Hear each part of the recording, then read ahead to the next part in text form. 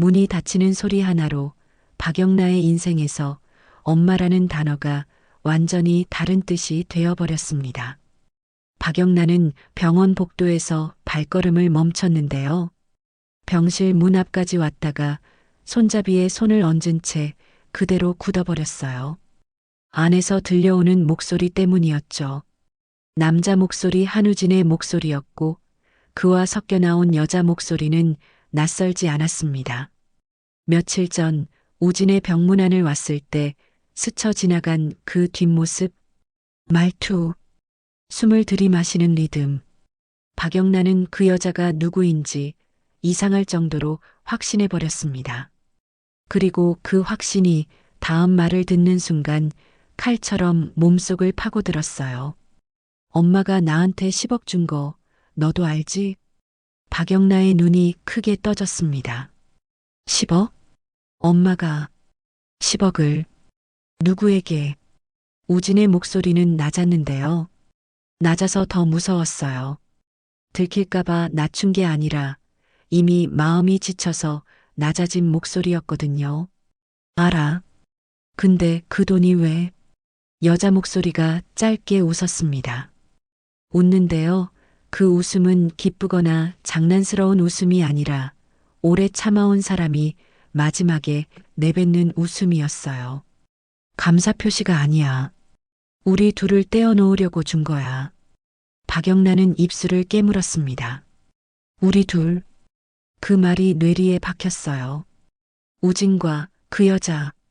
우진과 그 여자는 어떤 사이길래 10억이 오갔을까요? 여자 목소리가 다시 이어졌습니다. 엄마는 내 존재가 박진석 회장님 귀에 들어가는 게 제일 두려운 거야. 그러니까 너를 미국으로 보내려는 거고. 그 순간 박영란은 손끝에 힘이 풀렸습니다. 박진석? 엄마가 가장 무서워하는 사람. 그런데 그 두려움이 회장님한테 혼나기 싫어서 수준이 아니라 내 존재가 알려지면 끝장난다는 느낌이라니요. 박영란은 숨을 삼키며 문틈에 귀를 더 가까이 댔습니다. 그리고 다음 대답을 듣고 무릎이 순간 툭 꺾일 뻔했어요. 그래서 어쩌라고 지은호. 지은호. 박영란은 그 이름을 알고 있었습니다. 엄마 고성이가 유독 싫어하는 이름. 집에서 식탁에서 전화기 너머에서 그 애라고만 부르던 존재. 그 애가 바로 지은호. 그런데 지금 우진의 병실에 있는 지은호가 단순한 아는 여자가 아니라는 사실은 곧바로 드러났습니다. 우진이 아주 조심스럽게 그런데 피할 수 없다는 듯 말했거든요. 근데 우리가 쌍둥이라는 거 다 알려지면 박영나의 머릿속이 하얘졌습니다. 쌍둥이. 우진 오빠가 쌍둥이. 그럼 우진 오빠에게는 나와 같은 나이의 형제가 아니라 쌍둥이 여동생이 있다는 거예요? 지은호의 목소리는 단호했습니다. 한번 결심한 사람의 단호함이었어요. 그래야 해. 엄마가 날 버렸다는 것. 우진이만 키웠다는 것. 그리고 10억으로 내 입을 막으려 했다는 것. 다 알려야 해. 박영란은 숨을 제대로 쉬지 못했어요. 엄마가 누군가를 버렸다? 우진이만 키웠다? 그럼 나는 엄마가 키운 딸인데 그 딸이 된 게 도대체 어떤 과정을 거친 거죠? 그때 우진의 목소리가 아주 작게 떨렸습니다. 알았어. 그럼 난 엄마한테 미국 간다고 할게. 그리고 엄마가 너한테 핸드폰 바꾸라고 할 거야. 감시하려고. 중요한 얘긴 절대 그걸로 하지 마. 감시. 감시라는 단어가 꽂혔습니다. 박영란은 자기 방 문을 열 때마다 엄마가 눈빛으로 체크하던 장면들이 떠올랐어요. 내가 뭘 숨기고 있는지 엄마는 다 알아. 그런 시선. 그 시선이 우진에게도 똑같이 향하고 있었다는 사실이 너무 끔찍했어요. 박영란은 더 듣고 싶었는데요. 동시에 더는 듣고 싶지 않았습니다. 듣는 순간 지금까지의 모든 가족이 부서질 것 같았거든요. 결국 박영란은 문에서 떨어져 복도 끝으로 조용히 물러났어요. 그리고 엘리베이터 앞에 숨듯이 섰습니다. 잠시 뒤 병실 문이 열렸고 지은호가 나왔습니다. 박영란은 그 얼굴을 제대로 보지 못했어요. 눈앞이 자꾸 흐려졌거든요. 다만 지은호가 걸을 때 몸을 조금만 숙여도 어깨가 떨리는 게 보였어요. 강해 보이는데 강해 보이려고 애쓰는 사람. 그런 사람이었습니다. 저 사람이 우진 오빠의 쌍둥이 여동생. 저 사람이 엄마가 10억으로 입막음하려 한 사람. 지은호가 복도 끝으로 사라지고 나서야 박영란은 두 손으로 입을 막고 숨을 내쉬었습니다. 울음이 나오려고 했는데요. 울면 안 될 것 같아서 더 무서웠습니다. 울면 뭔가 되돌릴 수 없는 일이 시작될 것 같았거든요. 그런데 더 무서운 건 박영란가 병실로 돌아갈 수 없다는 사실이었어요. 지금 들어가서 우진 오빠에게 뭐라고 해야 하죠? 방금 들었어라고 말하는 순간 우진 오빠는 더 이상 엄마에게서 숨을 수 없을 거예요. 아무것도 몰라라고 돌아서는 순간 박영란은 자기 자신을 용서하지 못할 것 같았고요. 결국 박영란은 병원을 나왔습니다. 겨울 공기가 차가웠는데도 머릿속은 뜨거웠어요. 그리고 박영란은 자기 손이 떨리는 걸 보면서 딱 한 사람을 떠올렸습니다. 이지환. 박영란의 운전기사이자 보디가드. 하지만 박영란에게는 그보다 먼저 내가 믿고 말할 수 있는 유일한 사람이었어요. 박영란은 택시를 타고 이지환이 머무는 원룸 작업실 근처로 갔습니다. 이지환은 원래 체육학과 출신이라 몸이 좋고 듬직했는데요. 요즘은 어떤 일에든 무기력해 보이는 눈빛이 섞여 있었습니다. 그 무기력 속에서도 박영란을 보면 늘 반사적으로 자세가 바로 잡혔고요. 문을 열자마자 이지환이 먼저 물었습니다. 영란 씨, 무슨 일 있어요? 얼굴이 왜 그래요? 박영란은 대답 대신 소파에 털썩 앉았습니다. 숨이 찼고 심장이 아직도 빠르게 뛰었어요. 오빠 나 오늘 우진 오빠 병문안 갔었어. 이지환이 조심스럽게 고개를 끄덕였어요. 네, 그랬죠. 박영란은 눈물 맺힌 눈으로 이지환을 올려다봤습니다. 근데 병실 밖에서 들었어. 우진 오빠랑 어떤 여자가 얘기하는 걸. 여자요? 그 여자가 우진 오빠한테 간을 준 사람이래. 이지환의 표정이 확 굳었습니다. 간이라는 단어는 이 집에서 늘 금기였어요. 고성이가 가장 예민해하는 단어. 박진석이 가장 불편해하는 단어. 박영란가 어릴 때부터 묻지 말아야 하는 단어였죠. 박영란은 목소리를 더 낮췄습니다. 오빠, 근데 그게 끝이 아니야. 그 여자가 우진 오빠랑 쌍둥이래. 이지환이 자리에서 벌떡 일어났어요. 뭐라고요? 박영란은 고개를 끄덕였습니다. 쌍둥이. 그리고 엄마가 그 여자를 버렸대. 우진 오빠만 키우고. 이지환이 한동안 말을 못했습니다. 이지환은 박영란에게는 언제나 말보다 행동이 빠른 사람이었는데요. 지금은 행동도 멈춰버렸어요.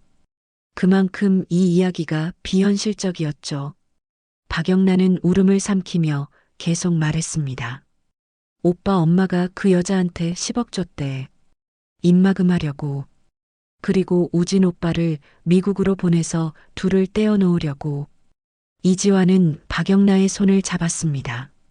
이지환의 손은 따뜻했는데요. 그 따뜻함이 오히려 박영란을 더 무너지게 만들었습니다. 영란 씨, 그럼 영란 씨 입장에선. 박영란가 말끝을 받아버렸습니다. 응, 나 언니가 있다는 거야. 박영란은 그 말을 하는 순간 목이 막혀서 한참을 숨만 쉬었어요. 언니라는 단어가 태어나서 처음으로 내 입에서 나온 것 같았거든요. 그런데 그 언니는 엄마가 버린 아이라고요. 이지환이 힘겹게 말했습니다. 그럼 그 언니 이름은요? 박영란은 대답할 때 목소리가 떨렸습니다. 지은호. 그 이름을 듣는 순간 이지환의 표정이 더 이상해졌어요. 놀람과 당황이 동시에 섞였는데요. 박영나가 그걸 놓치지 않았습니다. 오빠 왜 그래? 이지환은 잠시 망설이다가 말했습니다. 지은호 우리 형, 이지혁 대표가 그 이름을 말한 적이 있어요. 지혁 오빠가? 네. 회사에 있는 디자이너라고 AP 인수 TF에서 일한다고. 박영나는 순간 숨이 멎는 줄 알았습니다. 엄마가 싫어하는 그 이름이 하필이면 이지혁 오빠의 회사에 있다니요. 더구나 이지혁은 박성재의 절친이기도 했고 박진석과도 일로 얽혀 있는 사람이었어요. 세상이 일부러 씨를 당겨서 사람들이 한자리에 모이게 만드는 느낌이 들었습니다. 박영란은 애써 침착한 척 했지만 눈동자는 흔들리고 있었어요. 그럼 오빠, 나 지은호 언니 만나볼 수 있을까? 이지환이 바로 대답하지 못했습니다. 이지환은 박영란을 보호해야 하는 사람이었고 동시에 이지혁의 가족이기도 했습니다. 그리고 이지혁은 지금 누구보다 민감한 일을 하고 있었어요. AP 인수 TF, 거기에 박그룹이 투자 파트너로 붙어 있고 고성희는 그 틈을 파고들 기회를 노리고 있었죠. 이지환은 박영나의 눈빛을 보며 결국 고개를 끄덕였습니다. 몰래, 아주 조심스럽게요. 엄마 고성희 씨가 알면 끝이에요. 박영나는 그 말을 듣고 더 무서워졌습니다.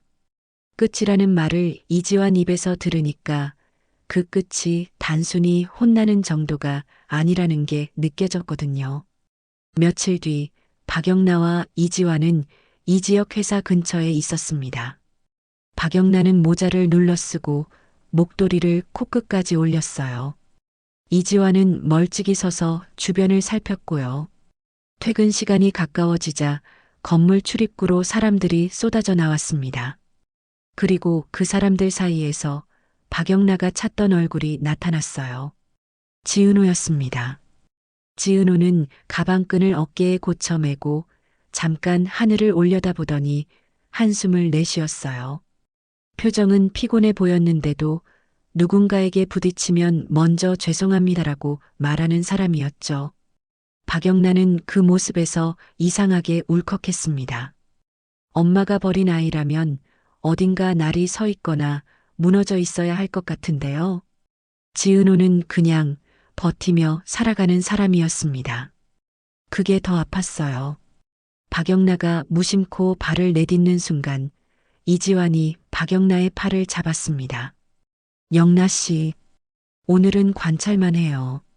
지금 다가가면 지은호 씨도 놀라고 영나 씨도 무너져요. 박영나는 그 말이 맞다는 걸 알았는데도 눈을 떼지 못했습니다. 오빠 저 사람이 내 언니라니. 이지환은 아주 낮게 말했습니다. 영나 씨 잘못 아니에요. 박영나는 그 말을 듣고 눈물이 흘렀습니다. 내 잘못이 아니라는 말을 누군가가 내 편에서 해준 게 처음이었거든요. 그날 밤 박영나는 자기 방에서 한참을 앉아 있었어요. 태블릿을 켜서 그림을 그리려 했는데요. 펜이 종이 위에서 멈췄습니다. 박영나는 요즘 현대판 라푼젤을 그리고 있었습니다. 탑 안에서 바깥을 바라보며 자유를 꿈꾸는 라푼젤. 박영나는 어느 순간부터 그 라푼젤이 자기 같다고 생각했는데요. 이제는 라푼젤이 지은호 같다는 생각이 들었습니다. 언니도 탑 안에 있었던 걸까? 박영나가 혼잣말처럼 중얼거렸습니다. 바로 그때 문이 두드려졌어요. 영나야. 고성희의 목소리였습니다. 박영나는 순식간에 몸이 굳었어요. 엄마는 늘 두드리는 척만 했지 실제로는 들어와서 확인하는 사람이었거든요. 박영나가 문을 열자 고성희는 미소를 띠고 서 있었습니다. 평소처럼 우아하고 단정한 미소. 그런데 그 미소는 박영나에게 이제 더 이상 따뜻하지 않았어요. 그 미소 뒤에 10억이 있고 버려진 아이가 있고 감시가 있다는 걸 알아버렸으니까요. 고성이가 방 안을 천천히 훑었습니다. 그림 그리고 있었어?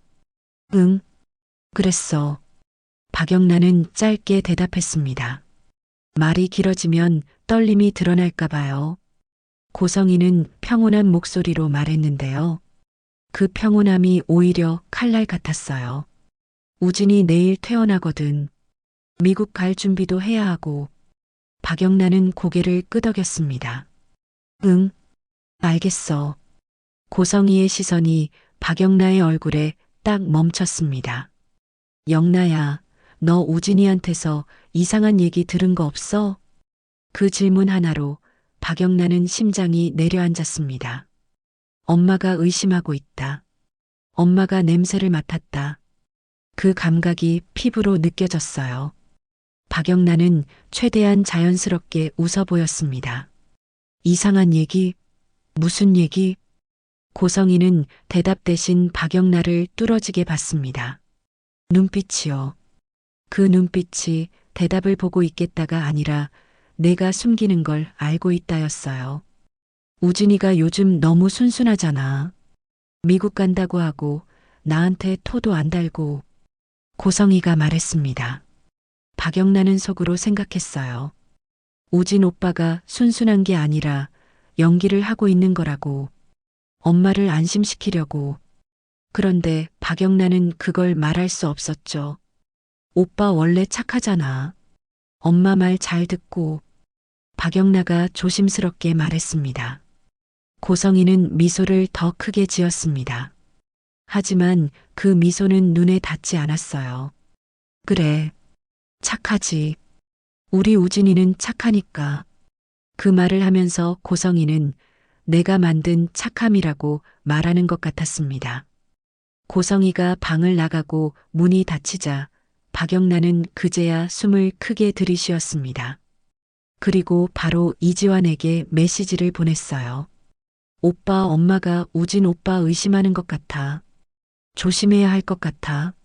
잠시 뒤 답장이 왔습니다. 알았어. 내가 형이랑 상황 확인해 볼게. 형? 이지혁.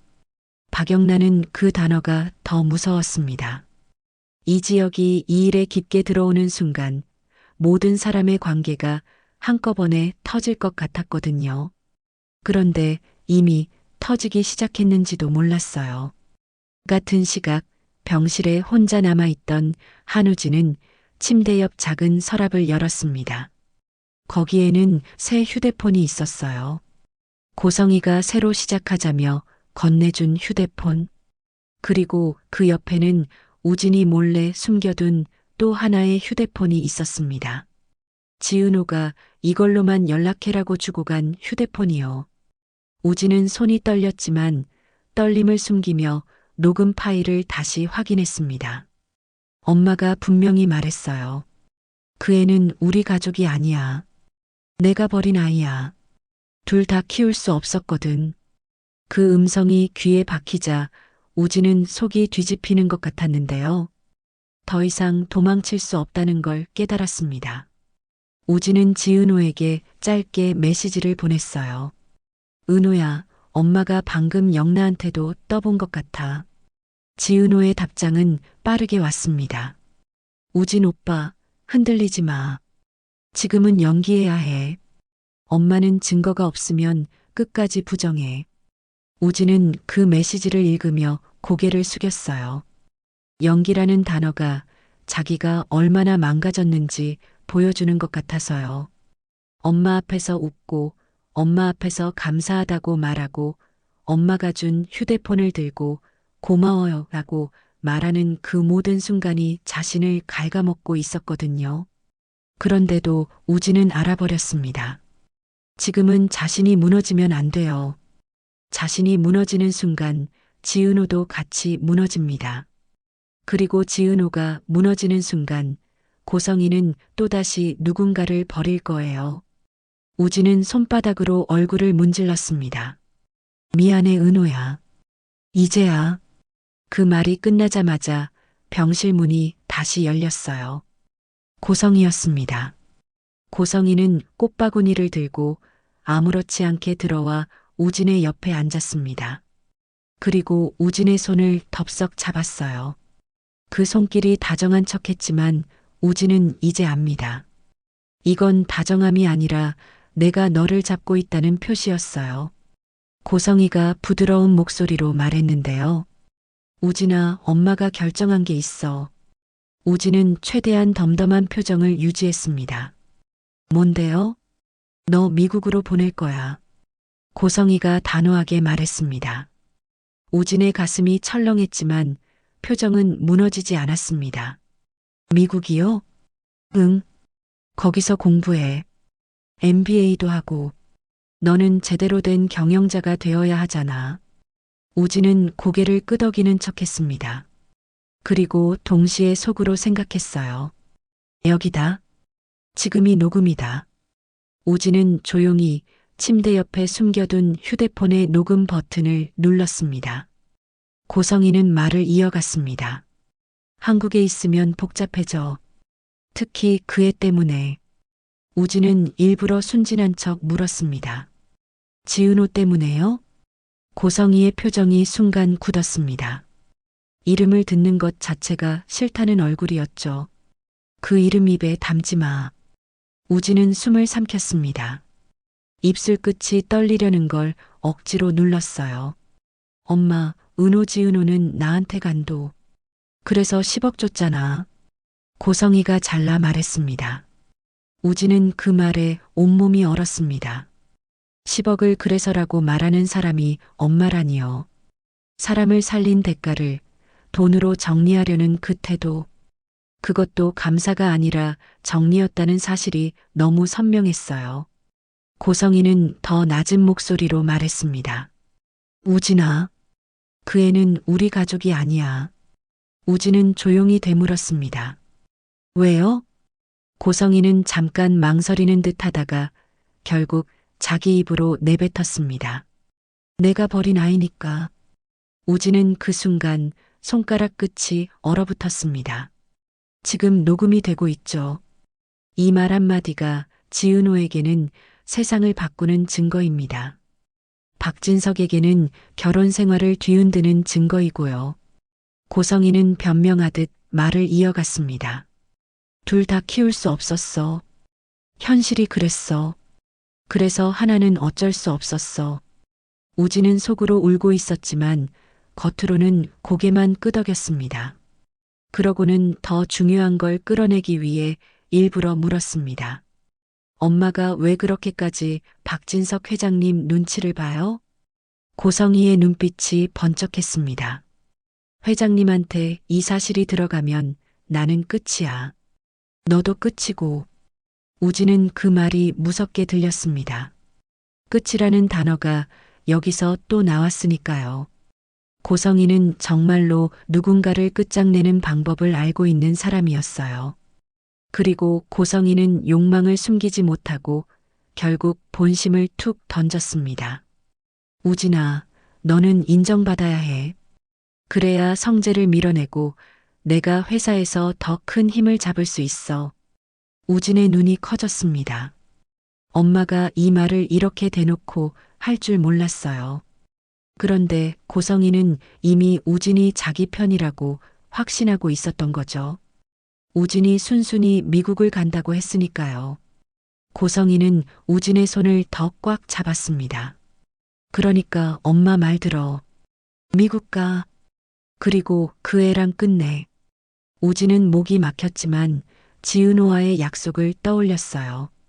엄마를 안심시켜야 한다. 더 많은 증거를 끌어내야 한다. 우진은 결국 고개를 끄덕였습니다. 알았어요. 엄마, 미국 갈게요. 고성희가 만족스럽게 웃었습니다. 그래, 잘 생각했어. 그리고 고성희는 가방에서 새 휴대폰을 꺼내 우진에게 건넸습니다. 이제부터 이걸로만 연락해. 우진은 휴대폰을 받으며 속으로 생각했어요. 도청이다. 하지만 겉으로는 웃었습니다. 고마워요, 엄마. 고성희가 병실을 나가고 문이 닫히자 우진은 바로 녹음을 멈췄습니다. 그리고 지은호에게 파일을 전송했어요. 지은호는 그 파일을 받은 뒤 노트북 앞에서 한참을 앉아 있었습니다. 지은호는 이 세상에서 제일 듣기 싫었던 단어를 결국 또 들어야 했거든요. 어린아이. 지은호는 화면을 보며 조용히 말했습니다. 그래. 이제 내 입으로 했네. 지은호의 눈빛은 울 것 같으면서도 울지 않았습니다. 울면 또 약해질 것 같아서요. 지은호는 손가락으로 파일 이름을 바꿨습니다. 고성희자 100일. 그리고 지은호는 다음 파일을 만들기 시작했어요. 고성희자 금으름. 고성희미 국송 출계획. 고성희성 재음집. 고성희 AP 접근. 지은호는 혼자 중얼거렸습니다. 엄마 이제 진짜 끝내자. 그냥 싸우는 게 아니라 도망 못 가게. 그런데 지은호가 계획을 세우는 동안 고성희는 또 다른 계획을 동시에 돌리고 있었습니다. 고성희는 집안 침실에서 박진석의 옆에 누워 박진석이 책을 읽는 척 하는 걸 바라봤어요. 박진석은 요즘 이상하게 조용했습니다. 그 조용함이 고성희에게는 더 신경 쓰였고요. 고성희는 일부러 가벼운 톤으로 말을 꺼냈습니다. 여보, 성재 얘기 좀 해도 돼요? 박진석이 책에서 고개를 들었어요. 성재가 왜? 고성희는 걱정하는 얼굴을 연기했습니다. 고성희는 이런 연기를 아주 잘했어요. 평생 해왔거든요. 성재가 이상한 여자를 만나는 것 같아서요. 박진석은 속으로 이미 알고 있었습니다. 이수빈. 성재가 진심으로 좋아하는 여자. 박진석이 보기엔 당당하고 똑똑한 여자. 그런데 고성희는 그 여자를 찢어버리고 싶어 했어요. 이유는 단순했습니다. 성재에게 엄마로 군림하려면 성재 옆에 성재 편이 서면 안 되거든요. 박진석이 담담히 물었습니다. 이수빈 얘기야? 고성희의 표정이 아주 미세하게 흔들렸어요. 네. 그애요. 뭐가 이상해? 박진석이 물었습니다. 고성희는 기다렸다는 듯 말을 쏟아냈어요. 어리고 유튜브 한다고 그러고 집안도 어렵고 그런 애들이 보통 뭘 보고 재벌 아들 만나겠어요? 돈이죠. 박진석은 고성희의 말을 듣고도 바로 반응하지 않았습니다. 대신 천천히, 아주 천천히 고성희를 바라봤어요. 박진석은 이제 고성희의 말투에서 진짜와 연기를 구분하기 시작했거든요. 그리고 지금 고성희는 너무 급했습니다. 급한 사람은 디테일이 흔들려요. 박진석이 조용히 물었습니다. 그 애가 너한테 무례했어? 고성희는 기다렸다는 듯 고개를 끄덕이며 눈물을 글썽였습니다. 네. 성재 친엄마도 아니면서 왜 간섭하냐고. 박진석의 눈빛이 차갑게 변했습니다. 박진석은 속으로 생각했어요. 수빈이가 그런 말을 했을까? 박진석이 직접 만난 이수빈은 그런 식으로 아무 말이나 내뱉는 사람이 아니었거든요. 그리고 박진석의 머릿속에는 또 다른 숫자가 떠올랐습니다. 10억? 며칠 전 회계팀 보고서에 잠깐 스쳐 지나간 이상한 지출. 고성의 이름으로 나간 돈은 아니었지만 고성의 라인을 통해 빠져나간 돈. 그리고 그 돈을 받았다는 사람의 계좌가 누군가의 이름과 연결되어 있었어요. 박진석은 아직 확신이 없었습니다. 하지만 이상함은 쌓여가고 있었죠. 박진석은 결국 성재를 따로 불렀습니다. 성재는 이 지역의 절친이자 박진석의 아들. 성재는 늘 박진석 앞에서 강한 척했지만 박진석은 알아요. 성재는 아버지의 인정에 목말라 있는 사람이었습니다. 그 목마름을 고성희가 이용해 왔고요. 박진석이 말했습니다.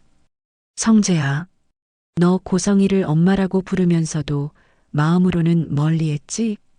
성재는 잠시 멈칫했지만 결국 솔직하게 말했습니다. 네, 아버지. 한 번도 진짜 엄마 같진 않았어요. 박진석은 그 말에 마음이 아팠습니다. 그리고 동시에 확신이 더 강해졌어요. 고성이는 정말 뭔가 숨기고 있다. 박진석은 성재에게 조심스럽게 말했습니다. 수빈 씨 좋은 사람 같더라. 성재의 얼굴이 밝아졌어요. 정말요? 응. 그리고 너 조심해. 뭐요? 고성이가 수빈 씨를 이상하게 몰아가더라. 내가 본 수빈 씨랑 다르게. 성재의 표정이 굳었습니다. 어머니가 수빈이를 만났대요? 그렇다더라. 성재는 이를 악물었습니다. 성재는 이제 더 이상 엄마의 뜻대로 움직이지 않겠다고 마음먹는 중이었거든요. 성재가 힘겹게 말했습니다. 아버지 어머니는 자기 뜻대로 안 되는 걸 싫어해요. 수빈이가 제 옆에 있는 게 싫은 거예요. 박진석은 고개를 끄덕였습니다. 그래서 더 조심해야 해. 성재가 나간 뒤 박진석은 회장실 창밖을 바라보며 중얼거렸어요. 고성이 너는 대체 뭘 숨기고 있는 거야? 그리고 그 질문의 답이 점점 가까워지고 있었습니다. 한편 박영란은 밤마다 지은호의 얼굴이 떠올랐습니다. 엄마가 버린 언니. 그러면서도 누군가에게 죄송합니다를 먼저 말하는 언니.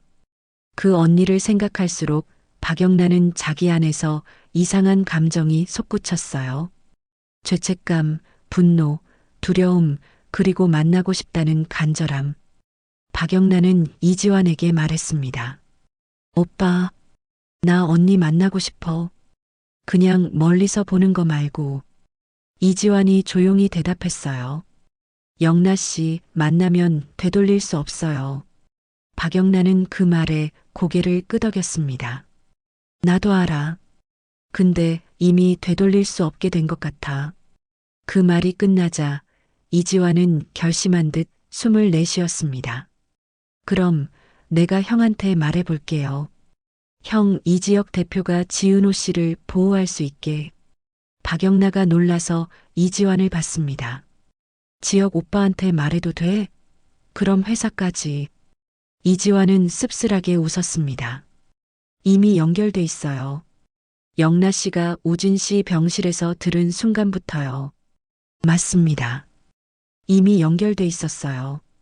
박영나가 문틈에서 들었던 그 대화가 이미 실을 당겨버렸습니다. 이제 누가 모른 척해도 모른 척한 대가를 치르게 될 겁니다. 그날 지은호는 이지혁 사무실 문 앞에서 잠깐 멈췄습니다.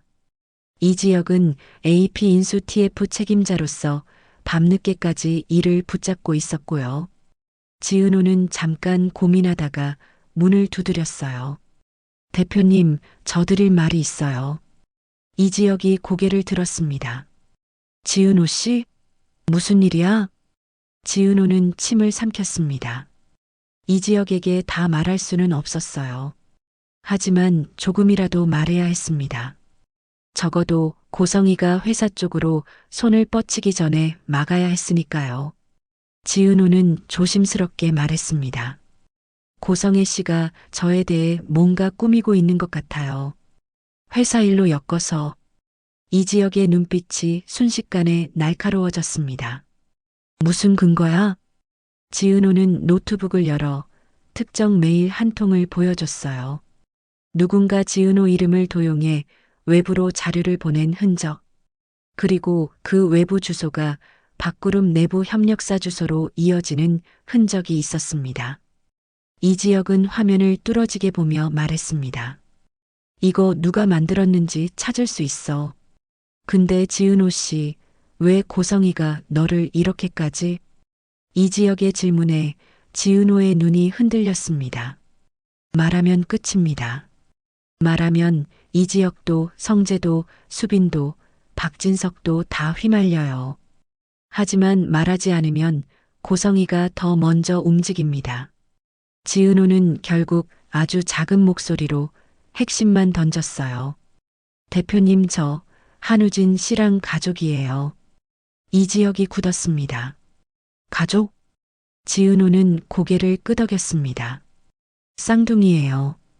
우진 오빠랑. 이지혁은 잠시 말을 잃었는데요.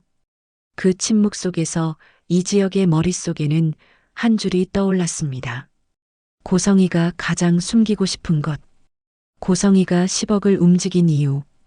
박진석이 요즘 느끼는 불길함. 이지혁이 숨을 길게 내쉬며 말했습니다. 지은호 씨, 이건 회사 일이 아니라 전쟁이네. 지은호가 고개를 들었습니다. 네, 전쟁이에요. 그리고 그 전쟁의 한복판에는 아직도 아무것도 모른 척 웃고 있는 고성이가 있었습니다. 고성이는 지금도 자기 승리를 확신하고 있었어요. 우진은 미국으로 나갈 거고, 지은호는 회사에서 매장될 거고, 성재는 수빈과 헤어질 거고, 박진석은 결국 자신에게 돌아올 거라고. 그런데 고성이는 몰랐습니다. 한우진이 이미 녹음 버튼을 눌렀다는 것. 지은호가 파일을 자백으로 저장했다는 것. 박영나가 언니를 찾아 나섰다는 것.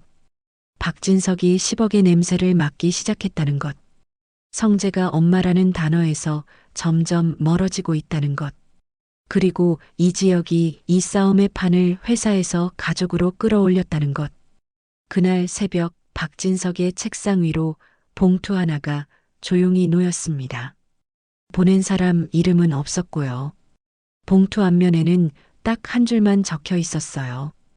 회장님, 진짜 딸은 따로 있습니다. 박진석이 봉투를 열려는 순간 손이 멈췄습니다.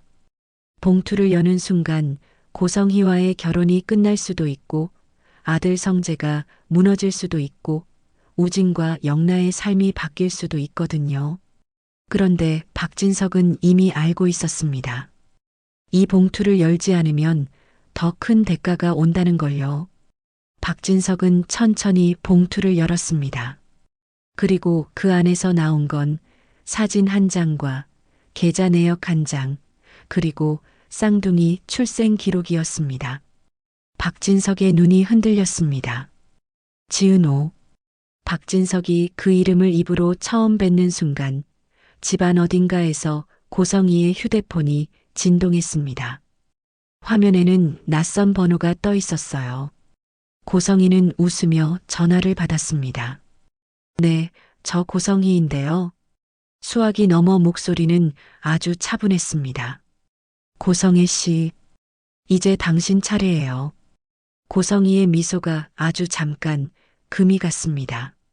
그리고 그 금이 다음 이야기를 완전히 갈라놓게 될 겁니다.